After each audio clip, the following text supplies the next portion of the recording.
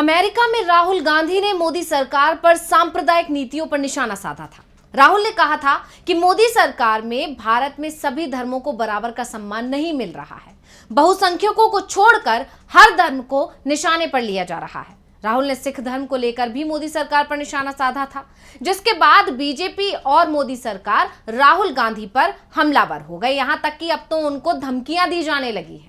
मोदी सरकार के मंत्री ने तो राहुल गांधी को आतंकवादी नंबर 1 तक करार दे दिया। तो कोई राहुल गांधी की जुबान काटने को कह रहा है, तो कोई उससे आगे बढ़कर राहुल गांधी पर इनाम रखने तक का ऐलान करने लगा है। बीजेपी की तरफ से ऐसा माहौल बनाया गया कि जैसे राहुल गांधी ने कोई बहुत बड़ा अपराध कर दिया हो। लेकिन अब सिखों की सबसे बड़ी संस्था शिरोमणि गुरुद्वारा प्रबंधक कमेटी यानी SGPC के प्रमुख ने राहुल के बयान का समर्थन कर दिया है और बीजेपी सरकार को सवालों के घेरे में खड़ा कर दिया है। SGPC के प्रमुख ने क्या कहा है जिससे मोदी सरकार दिख रही है परेशान, इसी पर आज हम करेंगे बात। नमस्कार, मैं हूं अंशिता। तो सबसे पहले हम आपको बताते हैं कि राहुल गांधी ने कहा क्या था जिस पर बीजेपी ने पूरे देश में बवाल काट दिया। तो कांग्रेस अध्यक्ष मल्लिकार्जुन खड़गे को पीएम मोदी को पत्र लिखना पड़ गया, जिसमें पीएम से कहा गया था कि वो अपनी पार्टी के नेताओं को रोकें। लेकिन पार्टी नेताओं को तो नहीं रोका गया, उल्टा जेपी नड्डा ने जो चिट्ठी लिखी उसमें अपने नेताओं को कहीं ना कहीं सही ठहरा दिया। यानी जो चल रहा है वो चलता रहेगा, ऐसा अब बीजेपी की तरफ से कह दिया गया है। तो अब आपको बताते हैं मुद्दा क्या था। यानी कांग्रेस ने नड्डा की प्रतिक्रिया को अब बचकाना कह दिया है और अब SGPC प्रमुख हरजिंदर सिंह धामी ने राहुल गांधी का खुलकर समर्थन कर दिया है कि नड्डा का बयान बचकाना था। पहले हम आपको बता दें कि आखिर राहुल गांधी ने अमेरिका के विश्वविद्यालय में चर्चा के दौरान ऐसा क्या कहा था। तो राहुल गांधी ने कहा था कि लड़ाई इस बात पर थी कि क्या उन्हें एक सिख के रूप में भारत में पगड़ी पहनने की अनुमति दी जाएगी या उन्हें एक सिख के रूप में भारत में कड़ा चूड़ी पहनने की अनुमति दी जाएगी या वो एक सिख के रूप में गुरुद्वारे जा सकेंगे। और ये सभी धर्मों के बारे में था, बात सभी धर्मों को लेकर थी। लेकिन बीजेपी ने सिर्फ सिख धर्म का मुद्दा उठा दिया और इस पर खेलने की कोशिश की, राहुल गांधी को घेरने की कोशिश की। लेकिन अब SGPC के अध्यक्ष हरजिंदर सिंह धामी ने साफ कर दिया है कि राहुल गांधी ने जो कहा उसमें सच्चाई है। मैं किसी का पक्ष नहीं ले रहा हूं, लेकिन राहुल ने जो कहा वो गलत नहीं था। धामी ने कहा, राजस्थान में न्यायिक परीक्षा के दौरान 2 सिख लड़कियों का क्या अपराध था जिन्हें अपने धार्मिक प्रतीकों को हटाने के लिए कहा गया था। ये एक रोजमर्रा की बात है। सिख छात्रों को परीक्षा के दौरान अपने कड़ा लोहे की चूड़ी उतारने के लिए कहा जाता है। हमें अपने मौलिक अधिकारों की रक्षा के लिए एक याचिका दायर करनी है जिसका हर दिन उल्लंघन होता है। हमें अपने अधिकारों की रक्षा के लिए अदालत जाना होगा। बस हमें यह साफ करना है कि हम गुलाम हैं या नहीं। अगर हम स्वतंत्र हैं और स्वतंत्रता संग्राम में बड़ी भूमिका निभाते हैं तो हमारे धार्मिक प्रतीकों के बारे में कौन बात करेगा। सिखों को सोशल मीडिया पर नफरत भरे प्रचार का निशाना बनाया जा रहा है। हम नफरत भरे भाषणों पर शिकायत दर्ज करते करते थक चुके हैं। बंदी सिंह सिख कैदियों के मामले में भी सरकार का अड़ियल रवैया उनकी पोल खोल रहा है। सरकार हमेशा समुदाय को छोटे छोटे गुटों में बांटने की कोशिश करती है, लेकिन समुदायों को सावधान रहना होगा। यानी हरजिंदर सिंह धामी ने कहीं ना कहीं मोदी सरकार को कटघरे में खड़ा कर दिया और ये आरोप लगा दिए कि सरकार जो है बांटने का काम करती है। और हरजिंदर सिंह धामी ने राहुल गांधी को खुलकर समर्थन करने के साथ ही बीजेपी की सरकार को घेर लिया। वैसे हरजिंदर सिंह ही नहीं, SGPC के पूर्व अध्यक्ष बीवी जागीर कौर ने भी राहुल के बयान का समर्थन किया। जागीर कौर ने तो यहां तक कह दिया कि वो कांग्रेस का समर्थन नहीं करते, राजनीतिक तौर पर वो कांग्रेस के विरोधी हैं, लेकिन राहुल गांधी ने जो कहा है वो सच कहा है।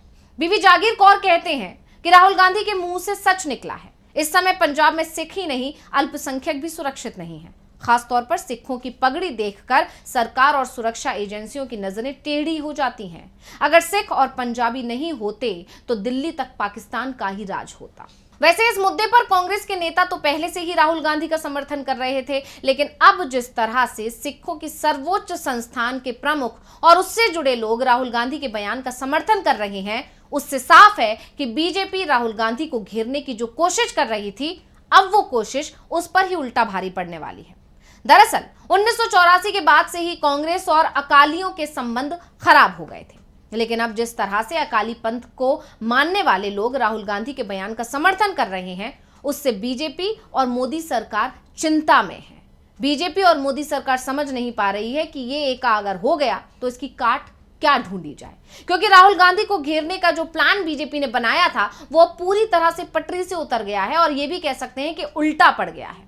और अब ये भी साफ हो गया है कि जेपी नड्डा ने मल्लिकार्जुन खड़गे के पत्र को, जो कि उन्होंने पीएम को लिखा था, उसका जवाब देने पर नड्डा ही मुश्किल में फंसने वाले हैं। अब नड्डा के खत पर कांग्रेस महासचिव जयराम रमेश ने भी प्रधानमंत्री पर कटाक्ष कर दिया है। उन्होंने अपने ट्वीट में लिखा कि देश ने एक ऐसे प्रधानमंत्री नेहरू को भी देखा है जिन्होंने 17 वर्षों तक उन्हें भेजे गए सभी आधिकारिक और व्यक्तिगत पत्रों का जवाब दिया। उनके चुनिंदा कार्यों के 100 से ज्यादा वॉल्यूम प्रमाणित करते हैं। मुझे लगता है कि स्वघोषित परमात्मा के अवतार कुछ अलग ही होते होंगे। यानी जयराम रमेश ने जो है पीएम मोदी पर तंज कस दिया, और क्योंकि पूरी बीजेपी की टोली पीएम मोदी को भगवान का अवतार बताने में लगी रहती है, भगवान का दूत बताने में लगी रहती है, उसी पर तंज कसा है जयराम रमेश ने। जयराम रमेश ने कहा कि जब पूर्व प्रधानमंत्री doctor Manmohan Singh non biological प्रधानमंत्री को कोविड-19 पर पत्र लिखते हैं, तब स्वास्थ्य मंत्री को उन्हें अपने नाम से भेजने के लिए एक अपमानजनक जवाब थमा दिया जाता है। अब कांग्रेस अध्यक्ष और राज्यसभा में नेता प्रतिपक्ष मल्लिकार्जुन खड़गे ने मोदी जी के सहयोगियों द्वारा लोकसभा में नेता प्रतिपक्ष राहुल गांधी को दी जा रही गंभीर धमकियों को लेकर नॉन बायोलॉजिकल प्रधानमंत्री को पत्र लिखा, तो भाजपा अध्यक्ष को निरर्थक जवाब भेजने का काम दे दिया गया।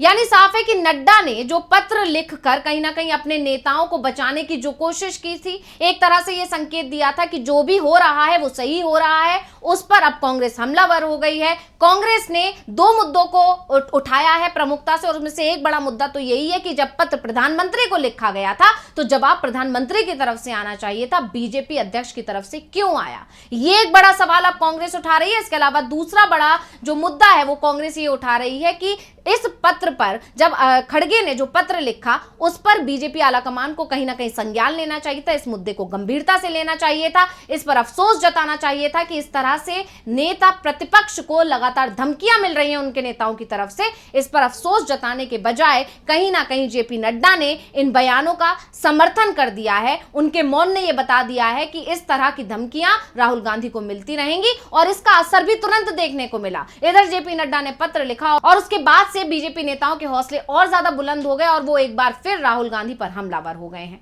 तो इस तरह से जो जेपी नड्डा ने कहीं ना कहीं बीजेपी नेताओं को बचाने की कोशिश की थी, लेकिन उनके पत्र ने उल्टा पूरी बीजेपी को और सबसे ज्यादा पीएम मोदी को ही कटघरे में खड़ा कर दिया है। तो इस रिपोर्ट को लेकर आपका क्या कहना है, हमें कमेंट करके अपनी राय जरूर दीजिएगा। इसी के साथ मुझे दीजिए इजाजत। देखते रहिए डीबी लाइव। नमस्कार। हमारे चैनल से जुड़े रहने के लिए YouTube पर टाइप करें डीबी लाइव, सब्सक्राइब बटन को क्लिक करें और बेल आइकन को दबाना ना भूलें ताकि खबरें आप तक पहुंचती रहें। देखते रहिए डीबी लाइव, क्योंकि यहाँ हैं खबरें लगातार।